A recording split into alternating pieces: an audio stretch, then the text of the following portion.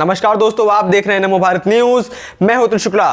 दोस्तों, भारत के अंदर पिछली सरकारों ने हिंदू आतंकवाद और भगवा आतंकवाद जैसे काल्पनिक शब्द, जिनका वास्तविकता से तो कोई लेना देना नहीं है, उस शब्द को जनता के अंदर प्लांट करने की खूब कोशिशें की, लेकिन कभी कामयाब नहीं हो पाई। लेकिन एक तरफ जहां पर ये लोग हिंदू आतंकवाद का रोना रो रहे थे और आज भी ये उसी बात का रोना रो रहे हैं, लेकिन इसकी वास्तविक हकीकत सबको पता है कि कौन आतंकवाद को असल में फैला रहा है। इन आतंकियों के पास किस प्रकार की मजहबी शिक्षा होती है, यह बात किसी से छिपी नहीं है। हिंदू आतंकवाद का जो ये शब्द गढ़ा गया, उस देश की सबसे पुरानी कांग्रेस पार्टी ने ही गढ़ा था। 26/11 हमले पर जिस कांग्रेस ने इसे हिंदू आतंकवाद का चेहरा देने की कोशिश की, उसी कांग्रेस की सोनिया गांधी ने बाटला हाउस एनकाउंटर में मारे जाने वाले आतंकियों के लिए दिन रात भर रोई थी। लेकिन जब दूसरी तरफ इसी कांग्रेस के दौर में मालेगांव बम धमाके के झूठे आरोप में साध्वी प्रज्ञा को षड्यंत्र के जरिए गिरफ्तार किया गया और उनके ऊपर कई दिनों तक प्रताड़नाएं की गई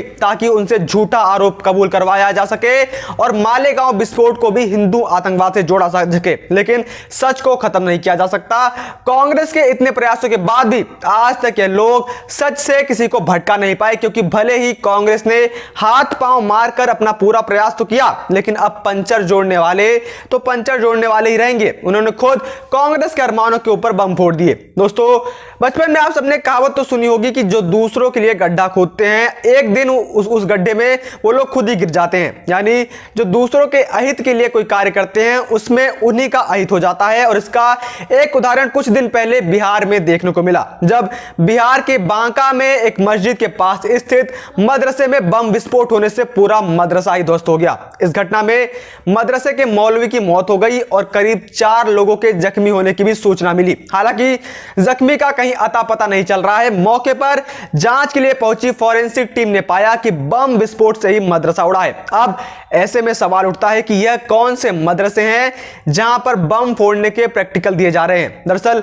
आप ही सोचिए कि इस समय जब सभी स्कूल और कॉलेज बंद हैं और ज्यादातर पढ़ाई इस समय ऑनलाइन हो रही है या फिर जूम ऐप के जरिए हो रही है, ऐसे में मदरसे में ऐसे कौन सी शिक्षा दी जा रही है या ऐसा कौन सा प्रैक्टिकल किया जा रहा है कि इनके प्रैक्टिकल में पूरा मदरसा ही ध्वस्त हो गया? क्या मदरसों में अब इन चीजों की पढ़ाई भी करवाई जाने लगी है? इस बारे में आपकी क्या राय है, आप कमेंट बॉक्स में जरूर बताएं। दोस्तों, मदरसे में जो बम फटा, उसकी क्षमता का अंदाजा इसी बात से लगाया जा सकता है कि मदरसा पूरी तरीके से जमींदोज हो गया और आसपास के कई घरों में भी दरारें आ गई। गौर मतलब है कि बांका के नवटोलिया क्षेत्र में बने मदरसे में हुए विस्फोट की खबर 7 जून को आई थी। वहां नूरी मस्जिद इस्लामपुर परिसर के आगे एक मदरसे में सुबह 8 बजे बम विस्फोट होने से आसपास का इलाका थर्रा उठा था और मदरसा भी पूरी तरीके से ध्वस्त हो गया था। मीडिया रिपोर्ट में इस घटना को लेकर कई तरीके के कयास लगाए जा रहे थे। कुछ स्थानीय लोगों के हवाले से बताया गया था कि मौलाना बम बनाता था और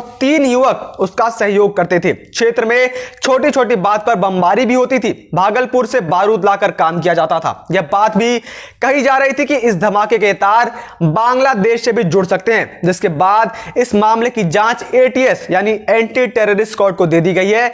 ब्लास्ट के तार बांग्लादेश से जुड़े होने की बात कहकर यह भी कयास जताया जा रहा था कि मामला एनआईए के हवाले भी किया जा सकता है। फिलहाल एटीएस की टीम इस संबंध में हर पहलू पर गंभीरता से जांच के अंदर जुटी हुई है। कई सवाल है, मसलन विस्फोटक की क्षमता क्या थी, घटना के पीछे कौन कौन से लोग और संगठन थे, इनके तार कहां से जुड़े हैं, ये आईडी ब्लास्ट है कि नहीं। एटीएस टीम का नेतृत्व कर रहे इंस्पेक्टर रंजीत सिंह ने बताया कि सभी पहलुओं पर जांच फिलहाल चल रही है। टीम को अब तक कोई ठोस प्रमाण हाथ नहीं लगा है। पुलिस फॉरेंसिक साइंस लेबोरेटरी की रिपोर्ट का इंतजार कर रही है।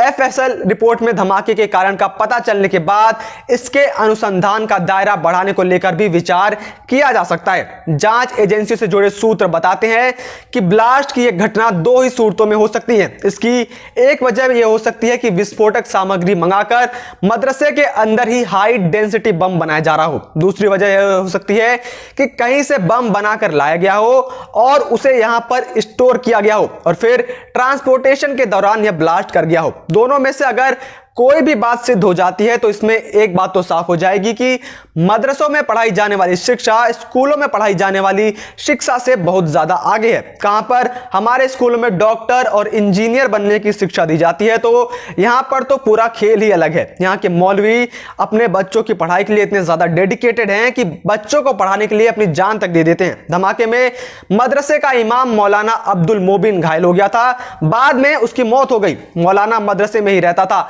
ब्लास्ट के बाद उसके सांस की नली में धुआं भर गया, दम घुटने और भारी मलबे में दबने की वजह से उसकी मौत हो गई। वहीं डीएम ने बताया कि इस मदरसे का रजिस्ट्रेशन नहीं था। यह 18 से 20 वर्षों से रहती जमीन पर चल रहा था और 50 से 60 बच्चों को यहां पर तालीम दी जा रही थी, जिसके बाद इस मदरसे के साथ इलाके को भी सील कर दिया गया है। आपको याद होगा कि ठीक इसी प्रकार के अवैध मदरसों को असम के सीएम हेमंता बिश्वा शर्मा ने भी बंद करवा दिए थे, क्योंकि इनकी वास्तविकता उन्हें भी पता है कि यहां पर पढ़ाई के नाम पर किस प्रकार की मजहबी शिक्षा दी जाती है और किस प्रकार से सरकार का पैसा देश को तोड़ने के लिए इस्तेमाल किया जाता है। इसलिए उन्होंने सरकारी पैसों के साथ साथ अवैध मदरसों पर भी ताला लगवा दिया था, जिसके बाद अब बिहार के अंदर भी अवैध मदरसों के ऊपर प्रशासन का डंडा जल्द ही चल सकता है। वहीं अब इस पूरे मामले में जहां पर आधिकारिक तौर पर पुलिस विभाग के बड़े बड़े अधिकारियों की ओर से कुछ भी कहने से बचा जा रहा है, वहीं पर संभव है कि आने वाले समय में इस केस को राष्ट्रीय जांच एजेंसी यानी कि